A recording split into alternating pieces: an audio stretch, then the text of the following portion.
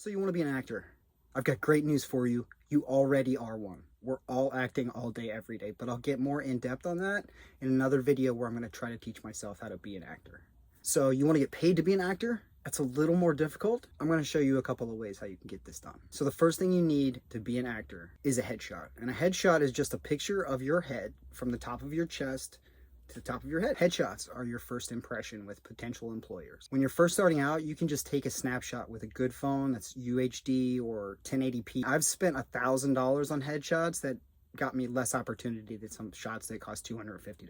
So don't break the bank on it. I can't tell you how many casting directors, probably all of them, like their main complaint is actors who show up looking different than their headshot.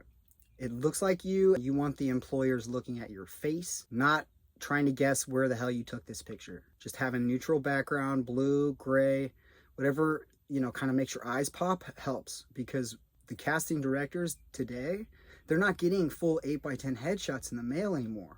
They're getting tiny little shots. Like if they have a Big Mac screen, maybe the shot's this big. The first impression is this big. So it's just gotta be bam, popping eyes. Like I've seen Sheila Jaffe sitting in Fox Studios in front of a trash can just going choo, choo, choo, choo, choo. Oh, something grabs her attention. She stops, she looks at it, she looks at the resume, she either throws it in the trash or she puts it in another pile. That shit's gone. Like now they have to do that this big. So you want that to pop. You want people to be like, oh, who the hell is this? Let me click on that. So ideally, you're going to be able to use this good snapshot that you've taken yourself to get an agent or manager who will hook you up with a professional headshot photographer who will either trade you for pictures or give you a sweetheart deal where it's like $150, $250, where it's usually $500. Sometimes you can get photographers to like hook you up and just be like, yo, I'm super broke. Can you maybe do like a half a session for me? And then they'll just like half the price for half the looks. You want looks that you could potentially play, like whatever you're into. If you're a jock, have a sporty look.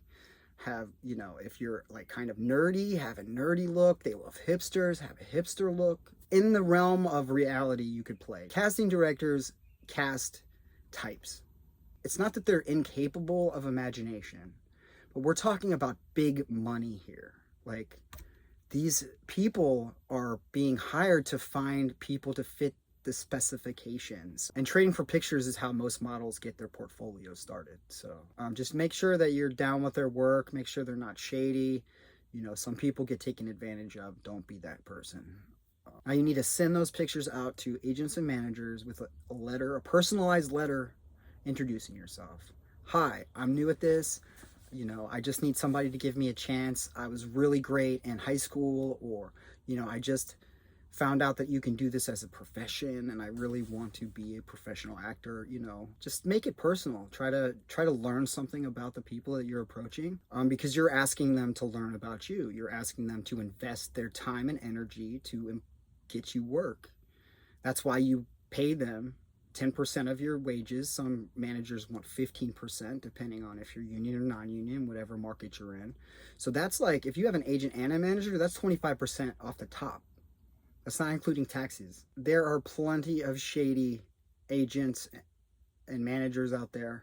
Keep an eye on your money. Managers can do a lot for you. They get you agents. That manager hooked me up with an agent who I worked with for 10 till I moved to New York City. Okay, don't let them mold you. There's 1,000 jocks. There's 1,000 Kens and Karens, man. There's only one you. Don't get those teeth fixed. Do you. Do the best you that you can do, because there's only one you, and nobody can do you better than you. Currently, the main markets are New York and Los Angeles, as they have been since the beginning of the business. It just started in New York, moved out to LA because, property was super cheap and the sunshine was always good. But now it's like kind of broken up. Like there's a lot of work in Atlanta, Louisiana, South Florida, if you're bilingual. It's something to look into. They have a lot of Spanish language channels. They have a lot of Spanish commercials. And a lot of times they want you to be fluent in both English and Spanish. Sometimes they just want you to be fluent in Spanish.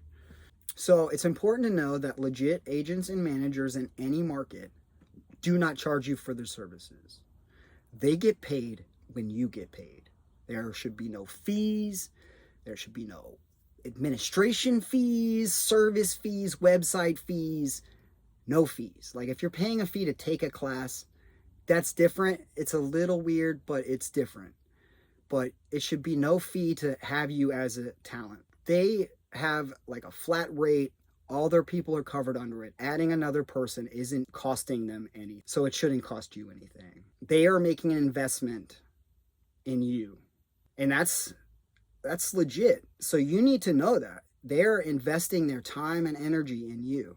So you need to invest your time and energy in making them look as good as you think you want to look. You know, or as good as you want to look, or as you need to look, or whatever, you know what I mean?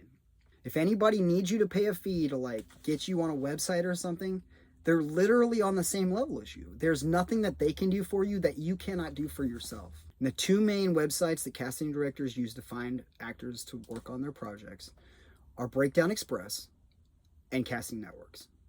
Breakdown Express is a big company. They have been at this since the beginning. Like that's what the breakdown is, where they break down a character.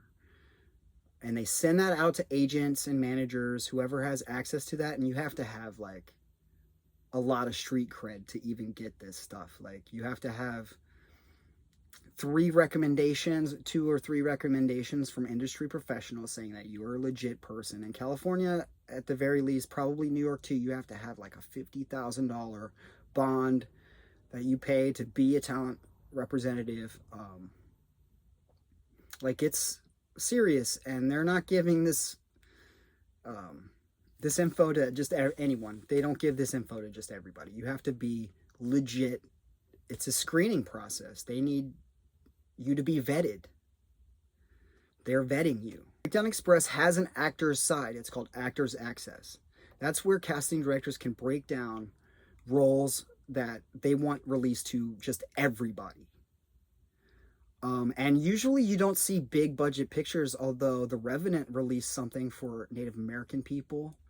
A lot of ethnicities, like specific ethnicities that speak a certain language, a lot of specific skills. You'll see breakdowns for big budget movies on actorsaccess.com.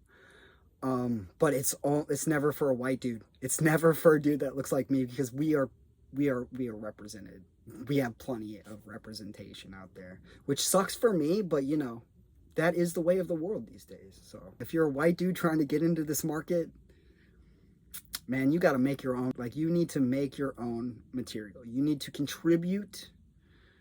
You need to contribute some material or some sort of special skill that isn't already, you know, overrepresented. Faxes, you know, like to get your like lines, they would send you faxes. So it was called Showfax, right? And it's still called Showfax. So if you join Showfax, it's like $70, a little less than $70 for a year. You get unlimited submissions on Actors Access. So it's totally worth it. But if you really want to be an actor, you're gonna just pay that $70. It should be tax deductible. You need to get your pictures up on actorsaccess.com. And depending on if you live in LA, lacasting.com. If you live in New York, newyorkcasting.com. And if you're non-union in New York, also get on newyorkcastings.com. New York Casting and New York Castings have nothing to do with each other. But New York Castings has a lot of non-union work.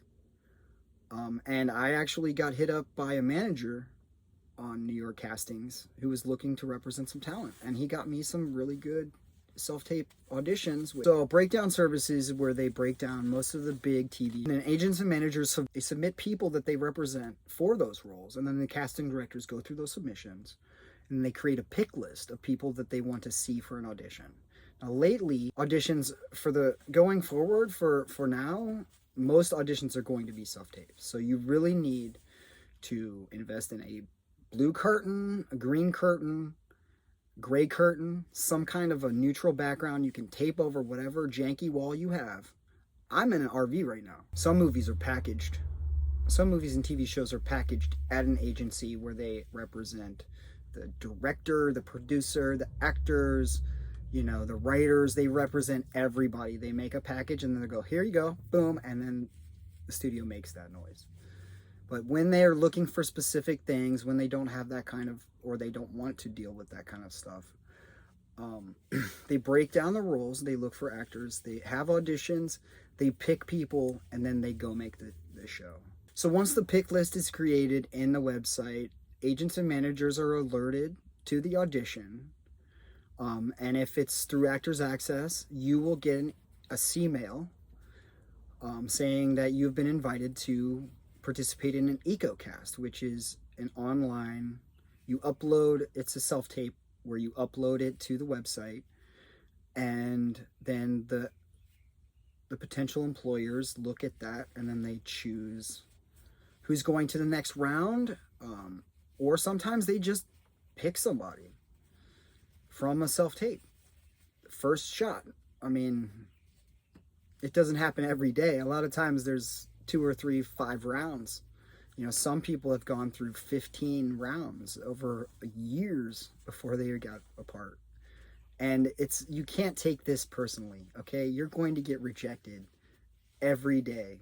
It's not personal. You might look like the director's ex, and they just can't look at somebody that looks like that for 6 months, you know, or 3 months or a month, however long the shoot is. Even if it's a day player, I mean, you never know what the reason is. So you can't take this noise personally. It might be that they wanted to open the opportunity up to somebody of an entirely different ethnicity, and you can't compete with that. Like, so why are you going to take it personally? The only way that you can guarantee that you're going to get a part is to make it yourself. Rocky, Good Will Hunting, like, these guys got to where they are because they contributed content. So if you can do that, if you can write, if you have a friend who can write, do that. The union actor side of casting networks is mostly paid background work. There's some commercials, sometimes there'll be movies with your low budget, you know, sometimes there'll be low budget movies. I booked a movie off of casting networks because it's free to post on casting networks. If you want to post something on Actors Access, it's $100. And contracts are important. You know, a lot of non-union stuff that isn't covered under a contract, you're never going to get that copy. You're never going to get paid. There's so many stories out there about production companies not paying their actors. I did a SAG short film where the president of the New York local, Rebecca Damon, was friends with the producer. He put her on the phone and she assured me that he was legit, and that fool still owes me $350. Never believe a word Rebecca Damon says. Ever. Because of that. So you're online, you're keeping your stuff up to date, you're watching classes on YouTube, or you're participating them virtually online. You check the websites daily. Okay, you can set alerts to get emails from both websites. Right now it's pretty slow, but I'm not even kidding. If you set it to background work on casting networks, you will get 80 emails a day in New York. 80. Now, casting networks, LA Casting there's not a lot going on LA Casting, which is the actors side of it's the actors side of casting networks in Los Angeles. LA Casting, there's a couple of independent casting directors who will break down some background work on LA Casting, but Central Casting does probably 95% of the background casting in all of Los Angeles. It's like a monopoly. It's literally like a monopoly. So you need to go down to Central Casting. You need to jump through the hoops. Take your picture. You know, I can't believe Ben Affleck made his brother do that, but his picture is on that wall. So don't be bummed. Just go and, you know, submit yourself for it. And they'll call you eventually. I mean, They have their favorites. They have their favorites, so, you know, you kind of have to wait until their favorite gets on a blacklist or, you know, moves, you know, goes to another market, and then a spot will open up. And, you know, doing background work in LA is entirely different than doing background work in New York. In New York, it's fine. Like, it's not nearly as frowned upon. Background work is acting. You have to be yourself. You have to make the actors look like they're not at some rich person's house having a play for their parents.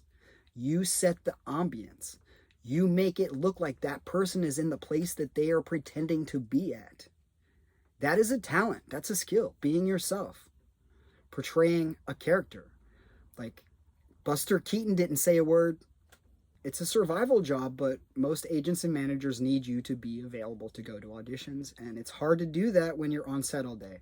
And all day is all day. And casting directors have long, really good memories, including background casting. They have lists. They have blacklists. They have lists of people that they don't see, that have been unreliable, and they don't use because of that. It's a business. It's a job. You have to be serious about it. I've seen people drinking on set, like smoking weed in, you know, holding, like, I don't understand how these people get called back. But so once you fill out your profile, you're going to want to update your resume. You're going to enter your credits one by one. If you don't have any credits, enter any training you've had, any plays you've done. Don't make anything up.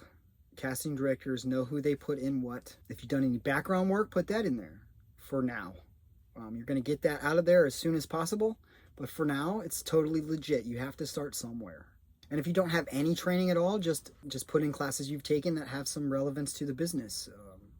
Stunt classes, you know, sports training, karate, dance, musical instruments, movement, anything that's sort of relevant to the acting, entertainment. And you need to keep your profiles up to date. You should also know that some of the sets that you're going to work on in low budget and non-union movies are scorching hot, and you're wearing winter clothes and you are dying in an apartment with 10 people in it. Scorching, and you're standing right next to the hottest light. I mean, it's not even an exaggeration. It's not even an exaggeration. This is not all glamour. If you want all glamour, become an influencer. And again, this is a business, and it's a very lucrative business. People are spending millions of dollars because they want to make something awesome. And they need to have faith. You need to walk in there with a required arrogance that says, if you book me, this is what I will do with it. I am the perfect guy for this. You are you are crazy if you hire anybody else for this role, because this is me. I am the guy. And it's not easy to do. It's not easy to put yourself in somebody else's shoes. It's a business. People are spending millions of dollars. They're paying you very good money. Just think of it like this. If you were going to put $5 million on the line with no guarantee of return, because most movies don't make any money. So you're going to put $5 million on the line with no guarantee of any return. Are you going to make that bet on an unproven, untrained pretty face? I mean, it happens, but it's not the rule. It's the exception to the rule. So, it's important to know that non-union background can be soul-crushing.